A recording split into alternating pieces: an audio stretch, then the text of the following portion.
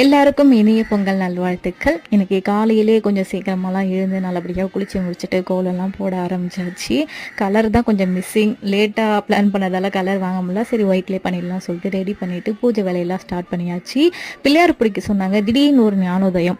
சரி பிள்ளையார் தான் பிடிக்கிறோம், பிள்ளையார் மாதிரியே பிடிக்கலாமே அப்படின்னு சொல்லிட்டு உட்காந்து பொறுமையாக அதை செஞ்சு அப்படி இப்படின்னு பட்டி டிங்கரிங்லாம் பார்த்து ஃபைனலாக ஒரு மாதிரி பிள்ளையார் மாதிரி எடுத்துகிட்டு வந்துட்டேன். லைட்டாக கிராக்லாம் இருந்தது. அதுக்கப்புறம் அதெல்லாம் அட்ஜஸ்ட் பண்ணியாச்சு. பாருங்கள் எப்படி இருக்கு என் பிள்ளையாருன்னு சொல்லிட்டு போங்க.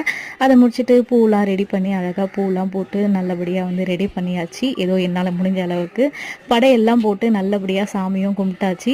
உங்கள் வீட்டில் நீங்கள் பொங்கல் எப்படி செலிப்ரேட் பண்ணுவீங்கன்னு சொல்லுங்கள். நாங்கள் சக்கரை பொங்கல் ரெடி பண்ணிவிட்டு உள்ள சாமிகிட்ட வச்சு வெளியே சூரியனுக்கு வச்சு கும்பிடுவோம். நீங்கள் எப்படி பண்ணுவீங்கன்னு அப்படியே சொல்லுங்கள் மறக்காமல்.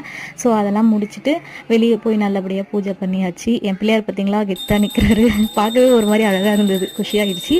ஸோ அப்படியே முடிச்சுட்டு உள்ள சாமியும் கும்பிட்டாச்சு. டாட்டா.